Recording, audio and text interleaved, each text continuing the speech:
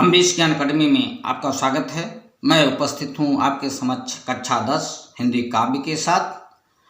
आइए शुरू करते हैं माखनलाल चतुर्वेदी की कविता जवानी। प्राण अंतर में लिए पागल जवानी, कौन कहता है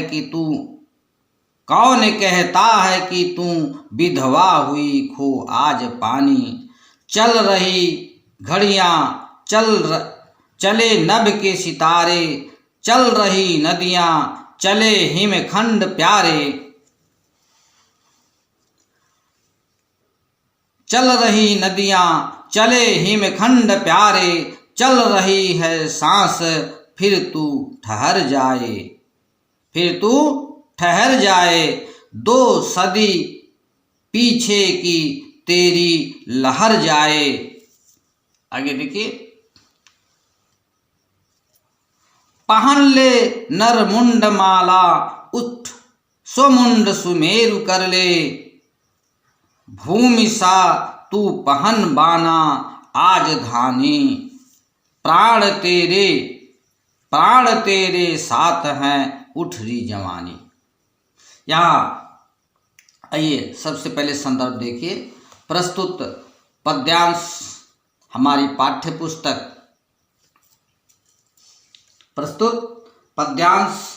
पाठ्य पुस्तक कक्षा 10 हिंदी से जवानी नामक शीर्षक से अवतरित है। इसके रचयिता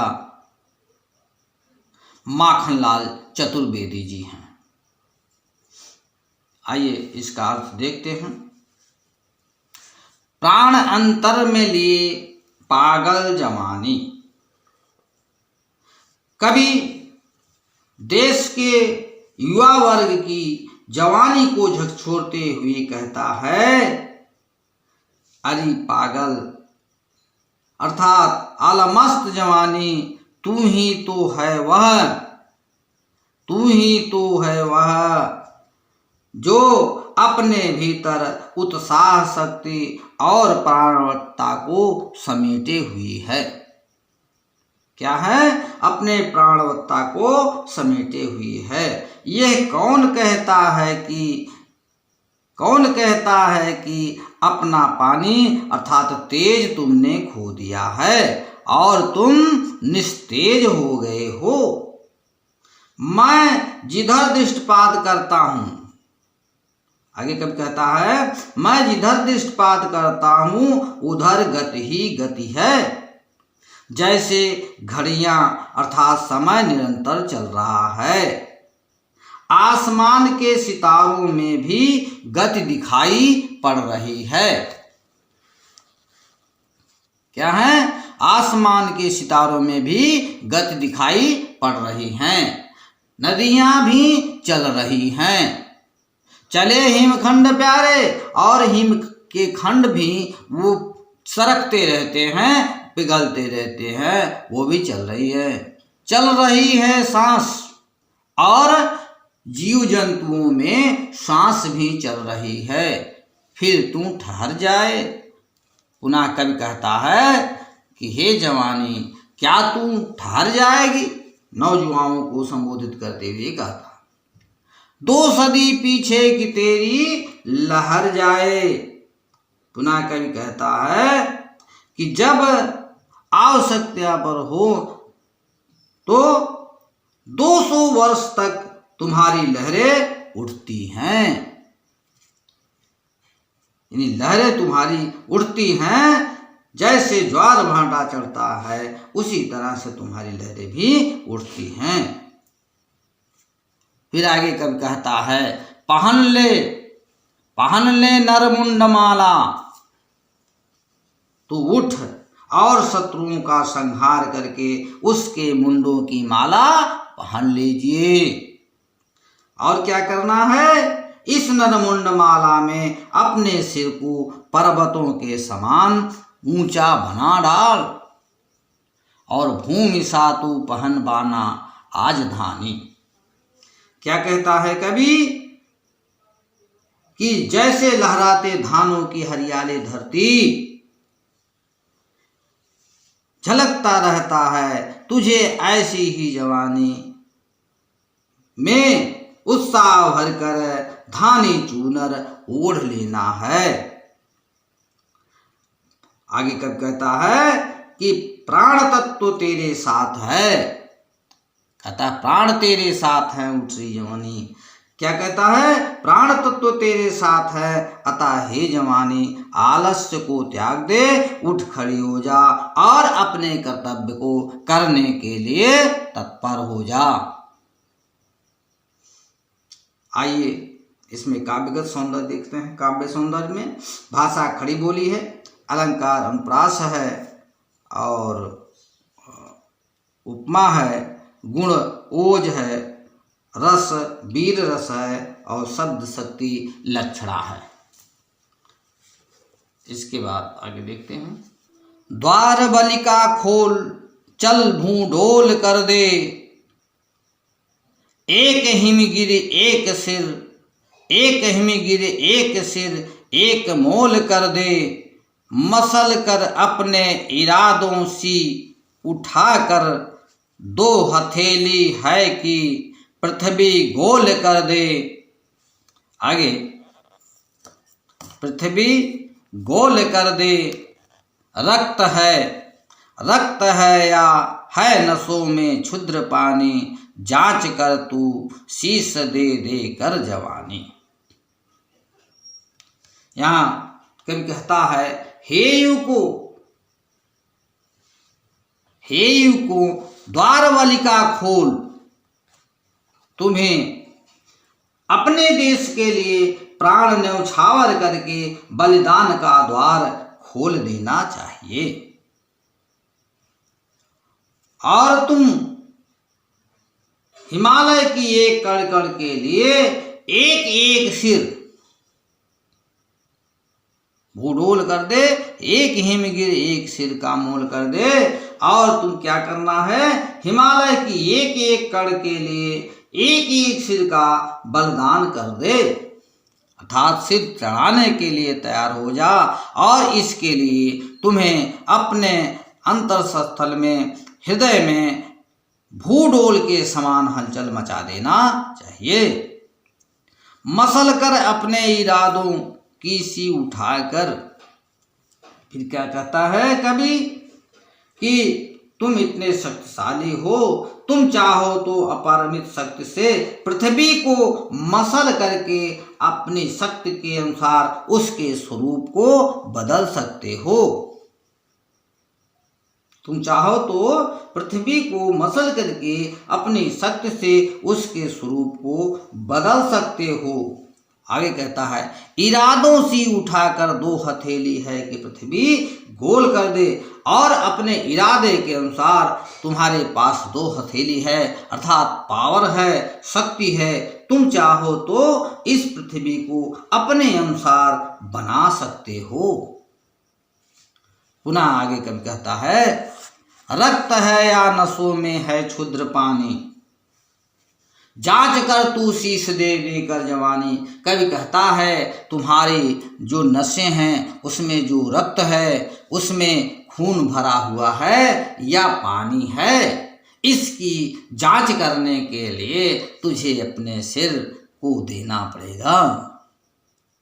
अपनी शक्ति को, अपनी जवानी को भी बलिदान करना पड़ेगा, तो ही पता चलेगा कि तुम्हारे नसों में खून है या पानी है।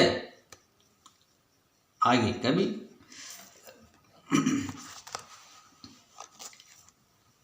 वह कली के गर्भ से फल रूप में अरमान आया, देख तो मीठा इरादा किस तरह सिर तान आया। डालियों ने भूम रुख लटका दिए फल देख आली, मस्तकों को दे रही संकेत, मस्तकों को दे रही संकेत कैसे वृक्ष डाली। कवि कहता है वह कली के गर्भ से फल। कवि कहता है जरा देखो तो कलियों के गर्भ से कैसे फल निकल आता है, वह उस अपने इरादे को बताता है। देखो तो किस तरह से उसका इरादा मीठा है और किस तरह से अपने सिर को वह तन करके खड़ा है। सिर तानाया, किस तरह से अपने सिर को तन करके खड़ा है। डालियों ने भूमि रुख लटका दिए फल, और पुनः कहता है वृक्षों की डालियां में जब फल लग जाते हैं तो भूमि की तरफ अपने फल को लटका देते हैं। मस्तकों को दे रही संकेत कैसी वृक्ष डाली, ये वृक्ष की डालियां अपने उन फल रूपी मस्तकों को कैसे संकेत दे रही हैं, यानी वो न्यौछावर करने के लिए तत्पर हैं। इसलिए हे मनुष्यों, फल दिए या सिर दिए तरु की कहानी, गूंथ कर युग में बताती चल जवानी। कहता है ये वृक्षों ने तुम्हें क्या फल दिए हैं या अपने सिर को दिए हैं, ये वृक्षों की कहानी है। वृक्षों ने जो फल दिए हैं यह वृक्ष के फल हैं या उनके सिर हैं, ये वृक्षों की कहानी है। गूंथ कर युग में बताती चल जवानी, वो बता रही है कि इसी तरह से आपको भी अपने सिर को न्यौछावर करना है और यह आपकी युवा शक्ति को, जवानी को ललकार रही हैं। इसलिए हे जवानी चल। आगे देखते हैं। श्वान के सिर हो चरण तो चाटता है, श्वान के सिर हो चरण तो चाटता है, भौंक ले क्या सिंह को वह डांटता है। रोटियां खाई की साहस खा चुका है, प्राणी हो पर प्राण से जा चुका है, प्राणी हो पर प्राण से वह जा चुका। यहाँ कवि कहता है श्वान के सिर हो, सिर यदि कुत्ते का होता है तो उसमें स्वाभिमान नहीं होता है। श्वान के सिर हो, यदि सिर कुत्ते का है तो उसमें स्वाभिमान नहीं होता है, वह तो दूसरे की चाटुकारी करता रहता है। चरण चाटता है अर्थात वो दूसरे की ही चाटुकारी करता रहता है। आगे कहता है भौंक ले क्या सिंह को वह डांटता है। अरे उसमें क्या मजाल, उसमें क्या मजाल कि वह कभी भी अपने शक्ति को इकट्ठा करके सिंह के सामने डट जाए, अर्थात वो सिंह से डरता ही रहता है। पुनः कब कहता है रोटियां खाए कि खास खा चुका है, ये तुम जो रोटी खाते हो, जो आहार लेते हो, इस आहार से क्या तुम अपने साहस को खा चुके हो। आगे प्राण हो या प्राण से वह जा चुका है, प्राणी हो पर प्राण से, वो प्राणी हो करके, जीव हो करके अपने प्राण से लग रहा है समाप्त हो चुका है। आगे देखिए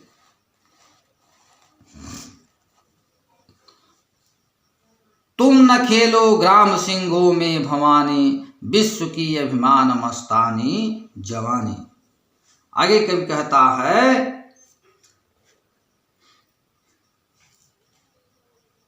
कि उन्हें अपनी दुर्गा जैसी असीम शक्ति, तुम न खेलो ग्राम सिंहों में जवानी, कहता है कि अपनी दुर्गा जैसी असीम शक्ति को घरेलू झगड़ों में नष्ट नहीं करना चाहिए। ग्राम सिंहों में तो घरेलू झगड़ों में नष्ट नहीं करना चाहिए, अपितु देश के दुश्मनों के संहार में उसे लगाना चाहिए।